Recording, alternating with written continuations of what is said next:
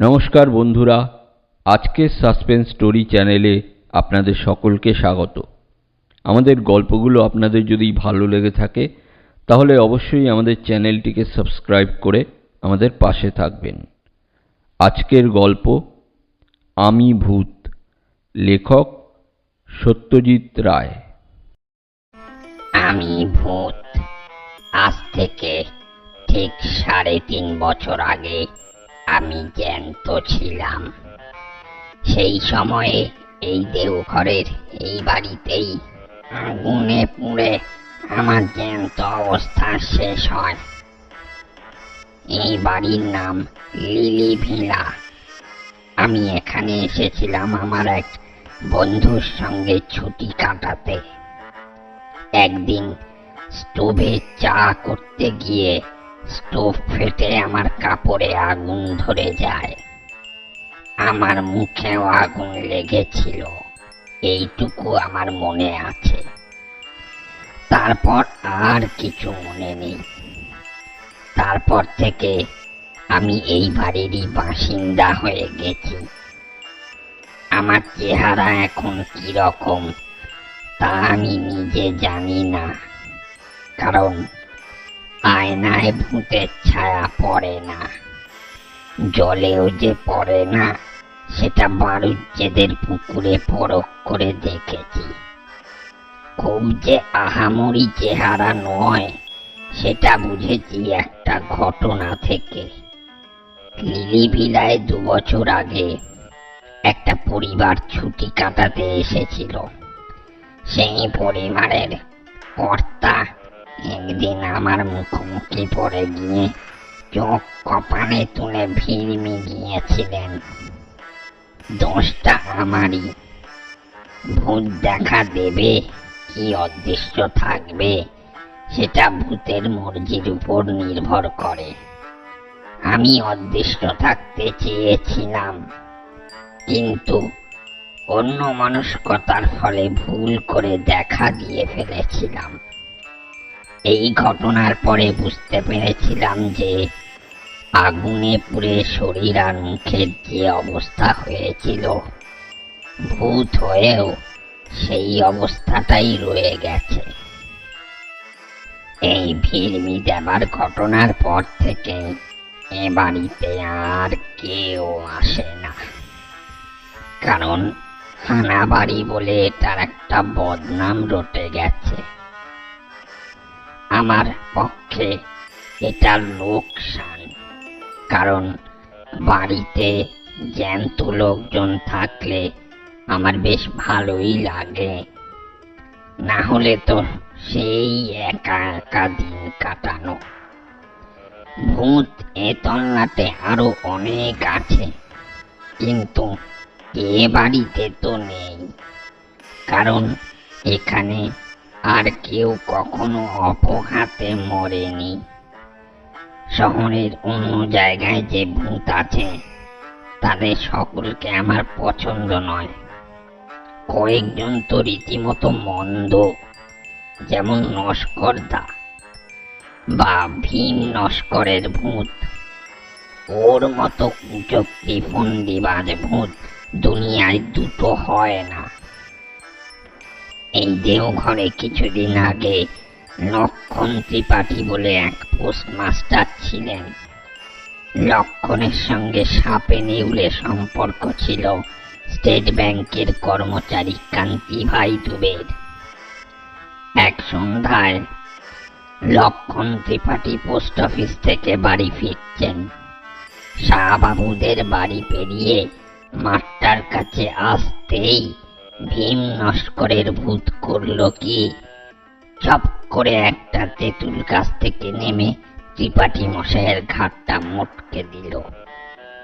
তারপর সে কি হই হুল্লোড়, থানা দারোগা, কোর্ট কাচারি, মামলা মোকদ্দমা, সব শেষে ফাঁসি পর্যন্ত। কার ফাঁসি? লক্ষণ ত্রিপাঠীর দুশ্মন কান্তিভাই দুবের।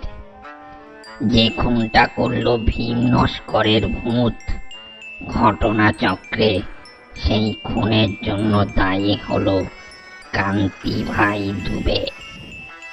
এই উদর বোঝা যে বুধর ঘাড়ে চাপবে সেটা জেনে শুনেই নস্করের ভূত করেছিল কাণ্ডটা। আমি বাধা দিয়ে নস্করদাকে বললাম যে তুমি কাজটা ভালো করনি, ভূত হয়েছ বলেই যে জ্যান্ত মানুষের অপকার করতে হবে এমন তো কোনো কথা নেই। তুমি তোমার রাজ্যে তোমার ধান্দা নিয়ে থাকো, আর জ্যান্তরা থাকুক তাদের ধান্দা নিয়ে। দুই জগতে ঠকাঠকি হলেই যত অনার সৃষ্টি। আমি নিজে সজ্ঞানে কোনো জ্যান্ত মানুষের অনিষ্ট করতে যাইনি। বিশেষ করে যেদিন থেকে বুঝেছি যে আমার চেহারাটা মানুষের মনে আতঙ্ক জাগায়, সেই দিন থেকে আমি একদম সাবধান। লিলি ভিলার পিছনে আম কাঁঠাল বনের এক পাশে একটা পুরনো ভাঙা মালির ঘর আছে, সেইখানেই আমি পড়ে থাকি বেশিরভাগ সময়টা। অবশ্যই লিলি ভিলা এখন অনেক দিন থেকেই খালি, কিন্তু কাছেই চৌধুরী বাড়ি থেকে ছেলেরা এখানে লুকোচুরি খেলতে আসে। আশ্চর্য, এই ছেলেগুলোর একদম ভূতের ভয় নেই, কিংবা হয়তো ভূত আছে জেনেই তারা এখানে আসে। যাই হোক, সেই সময়টা আমাকে একদম অদৃশ্য থাকতে হয়। বড়রাই যদি আমাকে দেখে ভিড়মি যায়, তাহলে ছোটদের কি অবস্থা হবে ভাবো তো। না, ওসবের মধ্যে আমি নেই। তবে এটাও ঠিক যে ভূতেদেরও একা একা লাগে। আমারই একটা গলতির জন্য লিলি ভিলা এখন হানাবাড়ি, তাই এখানে কেউ এসে থাকতে চায় না। আর আমিও জ্যান্ত মানুষের গলার আওয়াজ, তাদের চলাফেরা, কাজকর্ম, হাসি তামাশা শব্দ কিছুই পাই না। তাই মনটা এক এক সময় হু হু করে ওঠে।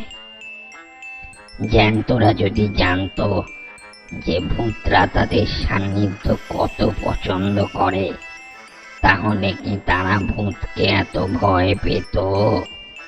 কখনোই না। কিন্তু লিলি ভিলাতেও শেষ পর্যন্ত লোক এসে হাজির হলো। একদিন সকালে একটা সাইকেল রিক্সার হর্ন শুনে ঘর থেকে গলা বাড়িয়ে দেখি রিক্সা থেকে মাল নামছে। কজন লোক? দুজন, একজন বাবু আর একটি চাকর, তাই সই।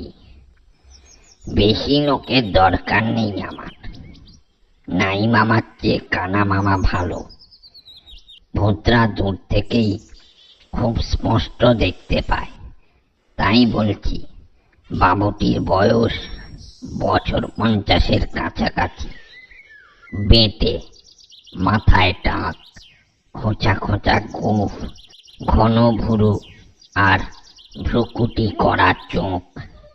বাড়িতে ঢুকেই চাকরটিকে বাবু বললেন, সব দেখে শুনে নাও, আধ ঘন্টার মধ্যে আমার চা চাই, তারপর আমি কাজে বসবো।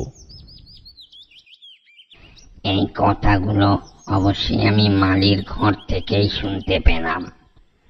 আমরা যেমন দেখি বেশি, তেমনি শুনিও বেশি। আমাদের চোখ কান দুটোই যেন দূরবীনের মতো কাজ করে। চাকর আধ ঘন্টার মধ্যেই বাবুকে চা বিস্কুট এনে দিল। বাবু তখন বাগানের দিকের ঘরটায় তার বাক্স খুলে জিনিসপত্র বার করে গুছিয়ে রাখছেন। জানলার সামনে একটা টেবিল চেয়ার, তার উপর দোয়াত, কলম, কাগজ সব রাখা হয়েছে। ইনি তাহলে লেখক? খুব নাম করা লেখক কি? হ্যাঁ, তাই। ভদ্রলোক আসার ঘন্টাখানেকের মধ্যেই দেওঘরের জনাস্টেক বাঙালি এসে হাজির হলো লিলি ভিলাতে। তখনই জানলাম ভদ্রলোকের নাম নারায়ণ শর্মা। আসল নাম না ছদ্ম তা জানি না, তবে এই নামেই সকলে তাকে ডাকে। বাঙালির দল নারায়ণ বাবুকে দেওঘরে পেয়ে কৃতার্থ। এত বড় একজন কাউকে তো সব সময় পাওয়া যায় না, তাই যদি ভদ্রলোকের আপত্তি না থাকে তাহলে এখানকার সকলে তাকে একদিন সংবর্ধনা জানাতে ইচ্ছুক। নারায়ণ শর্মা লোকটি দেখতাম বেশ কড়া। বললেন, এখানে নিরিবিলিতে কাজ করতে পারবো বলে কলকাতা ছেড়ে এলাম, আর আসা মাত্র আপনারা এসে সংবর্ধনার জন্য পিড়াপিড়ি করছেন। এ কথায় অবশ্য সকলেই একটু কাঁচুমাচু ভাব করল। তাতে আবার নারায়ণ শর্মা নিজেই নরম হয়ে বললেন, বেশ, আমাকে দিন পাঁচেক একটু নির্ঝঞ্ঝাটে কাজ করতে দিন, তারপর হবে কোন সংবর্ধনা। বেশি বিব্রত করলে কিন্তু আমি আবার তল্পিতল্পা গুটিয়ে কলকাতা ফিরে যাব। এই সময় ঘোষ বাড়ির কর্তা নিতাই বাবু হঠাৎ একটা প্রশ্ন করে বসলেন, যেটা আমার মোটেই ভালো লাগলো না। তিনি বললেন, এখানে এত বাড়ি থাকতে আপনি লিলি ভিলায় এসে উঠলেন কেন? নারায়ণ বাবুর মুখে এই প্রথম হাসির রেখা ফুটে উঠল। তিনি বললেন, হানাবাড়ি বলে বলছেন তো? তা ভূত যদি আসে তাহলে তো ভালোই, একজন সঙ্গী পাওয়া যাবে। আপনি বোধহয় আমাদের কথাটা সিরিয়াসলি নিচ্ছেন না। বললেন হারু তালুকদার। কলকাতার এক ডাক্তার এখানে সপরিবারে এসেছিলেন। ভদ্রলোক নিজের চোখে দেখেছিলেন ভূত, আর সে নাকি বীভৎস ব্যাপার। প্রায় 15 মিনিট পরে জ্ঞান ফিরে ভদ্রলোকের। এখানে ভালো ডাকবাংলো আছে, ম্যানেজার আপনার খুব ভক্ত, বললে উনি নিজেই সব ব্যবস্থা করে দেবেন। আপনি লিলি ভিলা ছাড়ুন। এইবার নারায়ণ শর্মা একটা অদ্ভুত কথা বললেন। আপনারা বোধহয় জানেন না যে প্রেততত্ত্ব সম্বন্ধে আমি যতটা জানি ততটা খুব কম লোকেই জানে। আমার এখানকার লেখার বিষয়ও হচ্ছে ওই প্রেততত্ত্ব। সেই ডাক্তারের অবস্থায় আমাকে কোনোদিনই পড়তে হবে না, এটা আমি জোর দিয়ে বলতে পারি। তিনি ভূতের বিরুদ্ধে কোনো প্রিকশন নেননি, কোনো ব্যবস্থাই করেননি। আমি সেটা নেব এবং করব। ভূত আমার কিছু করতে পারবে না। আপনারা সৎ উদ্দেশ্য নিয়েই উপদেশ দিতে এসেছেন তা জানি, কিন্তু আমি এই লিলি ভিলাতে থেকেই কাজ করতে চাই। এ বাড়িতে আমি ছেলে বয়সে এসেছি, তখনকার অনেক স্মৃতি আমার এই বাড়ির সঙ্গে জড়িয়ে আছে। ভূতের বিরুদ্ধে ব্যবস্থার কথাটা আমি এই প্রথম শুনলাম। কথাটা ভালো লাগলো না। আর প্রেততত্ত্ব, ভূত নিয়েও তত্ত্ব হয় নাকি? এসব কি বলছেন নারায়ণ শর্মা? অবশ্যই এখন এসব ভেবে কোনো লাভ নেই। রাতটা আসুক, আপনা থেকেই সব প্রশ্নের উত্তর মিলবে বলে আমার বিশ্বাস। তবে এই ব্যবস্থাটার কথাটা শুনে অবধি আমার মন বলছিল যে খবরটা একবার অন্তত মজা দেখার জন্য ভীম নস্করকে জানানো উচিত। সে জ্যান্ত মানুষের ঘাড় মটকাবার কায়দা রপ্ত করেছে। না জানি সে এ খবর শুনে কি বলবে। বেলা যতই বাড়তে লাগলো ততই আমার ছটফটানিও বেড়ে চলল। শেষটায় আর না পেরে অদৃশ্য অবস্থায় মল্লিকদের 200 বছরের পুরনো পোড়ো বাড়িটায় গিয়ে নস্করদার নাম ধরে ডাক দিলাম। সে দোতলার পূব দিকে ছাদ ভাঙা ঘরটা থেকে হাওয়ায় ভেসে নিচে এসে বেশ কড়া সুরেই বলল, এই সময়ে কেন? আমি তাকে নারায়ণ শর্মার কথাটা বললাম। শুনে নস্করদা প্রচন্ড রেগে বলল, বটে, বলি ব্যবস্থা কি সে একাই করতে পারে? আমরা পারি না? কি ব্যবস্থা করবে? ভয়ে ভয়ে জিজ্ঞাসা করলাম আমি বুঝেছিলাম যে নস্করদার মাথায় ফন্দি খেলছে। নস্করদা বলল, কেন? বেঁচে থাকতে 32 বছর ধরে ব্যায়াম করেছিলাম। ডন বৈঠক, মুগুর, ডাম্বেল, চেস্ট এক্সপ্যান্ডার কিছুই বাদ দিইনি। নারায়ণ চক্রার ঘাড় মটকাবার শক্তি কি আমার নেই? ব্যায়াম যে সে করত সেটা ভীম নস্করকে দেখলেই বোঝা যায়। সে বিষ খেয়ে আত্মহত্যা করেছিল, তাতে তার দেহের কোনো বিকার ঘটেনি। তাই এখনো হাত পা নাড়লে শরীরে মাংসপেশি ঢেউ খেলে যায়। আমি বললাম, তাহলে? আমি জানি যে আমার হৃৎপিণ্ড থাকলে তা এখন ধুকপুক করত। তাহলে আর কিছুই না, বলল নস্করদা। আজ রাত 12টায় নারায়ণ শর্মার আয়ু শেষ। ভূতের সঙ্গে চালাকি করলে আর যেই করুক, ভূত কখনো ক্ষমা করে না। বাকি দিনটা যে কিভাবে কাটলো তা আমিই জানি। এদিকে নারায়ণ শর্মা সারাদিন তার ঘরে বসে লিখছেন। বিকেলে সূর্য ডোবার বেশ কিছু আগে ভদ্রলোক ঘর থেকে বেরিয়ে উত্তরের রাস্তাটা ধরে বেশ খানিক হেঁটে আকাশে সন্ধে তারাটা বেরোবার কিছুক্ষণের মধ্যে বাড়ি ফিরলেন। আজ অমাবস্যা, তাই চাঁদ নেই। আমি আমার ডেরা থেকে সবই লক্ষ্য করে যাচ্ছি। এবার নারায়ণ শর্মাকে দেখলাম একটা অদ্ভুত জিনিস করতে। সুটকেস খুলে একটা থলে বার করে তার থেকে একটা গুঁড়ো জিনিসের এক মুঠো নিয়ে একটা ধুনুচির মধ্যে ছড়িয়ে দিয়ে তাতে আগুন দিয়ে ধুনুচিটা ঘরের দরজার চৌকাঠের বাইরে রেখে দিলেন। সেই ধুনুচি থেকে গল গল করে ধোঁয়া উঠতে লাগলো, আর দক্ষিণের হাওয়া সেই ধোঁয়াকে সোজা এনে ফেললো আমার ডেরায়। বাপরে, কি ব্যবস্থা! ভূতেরা কোনো গন্ধ পায় না, কিন্তু এই গন্ধ দেখছি নাকের মধ্যে দিয়ে একবারে ব্রহ্মতালুতে পৌঁছে গেছে। এ কি সর্বনাশ! এই অবস্থায় নস্করদাও এই বাড়ির ত্রিসীমানায় আসতে পারবে না। আর সত্যি তাই হলো। মাঝরাত্রির নাগাদ আমার ঘরের পিছনের পাঁচিলের ওদিক থেকে চাপা গোঙানি শুনলাম।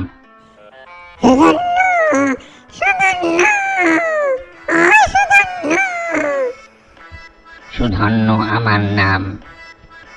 বাইরে বেরিয়ে দেখি রাস্তার ধারে ঘাসের উপর নাক টিপে বসে আছে ভীম নস্কর। নাকি সুরেই কথা বলল সে। 21 বছর হলো গঙ্গা প্রাপ্তি ঘটেছে আমার, আর এই প্রথম জ্যান্ত লোকের কাছে হার মানতে হলো। মানুষ যে এত কল করতে পারে সে তো আমার জানা ছিল না। ও লোকটা পড়াশোনা করে নস্করদা, ও অনেক কিছু জানে। এমন একটা লোকের ঘাড় মটকাতে পারলে কি সুখী হতো বল দেখিনি। সে যে আর হবার নয় সে তো বুঝতেই পারছো। তা পারছি। আজ আসি। এক নতুন অভিজ্ঞতা হলো বটে।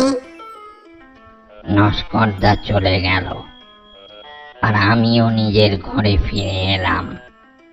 আর তারপরেই বুঝতে পারলাম যে আমার ঘুম পাচ্ছে। ভূতের চোখে ঘুম, এই যে অভাবনীয়, অবিশ্বাস্য ব্যাপার। কিন্তু তাহলে কি হবে? ওই ধোঁয়াতে এমন জিনিস আছে যে ভূতকেও ঘুম পাড়ায়, অথচ রাতই হলো ভূতের চড়ে বেড়াবার সময়। আমি আর থাকতে পারলাম না। একটা ঝিম ধরা অবস্থায় ঘরের মেঝেতে শুয়ে পড়লাম। ঘুম ভাঙল একটা গলার শব্দে। সময়টা সকাল। আমি ধর্মড়িয়ে উঠে বসলাম। বসেই সামনে তাকিয়ে চক্ষু স্থির। ইনি যে নারায়ণ শর্মা সেটা বুঝতে পারছি, কিন্তু এর এমন দশা হলো কি করে?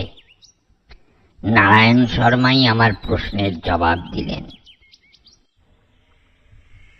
চাকরটা ঘুম থেকে ওঠেনি দেখে স্টোভ জ্বালিয়ে চা করতে বসে গেছিলুম। স্টোভটা বাস্ট করে। ওরা বোধহয় ওদিকে আমার মৃতদেহের সৎকারের ব্যবস্থা করছে।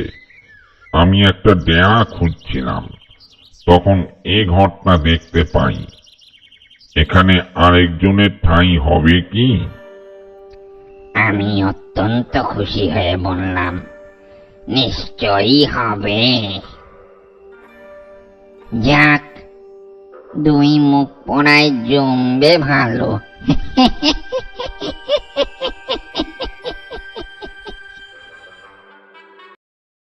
এতক্ষণ আপনারা শুনছিলেন সত্যজিৎ রায়ের লেখা আমি ভূত। ভিডিওটা যদি ভালো লেগে থাকে তাহলে অবশ্যই লাইক, শেয়ার, কমেন্ট করে দেবেন। ধন্যবাদ।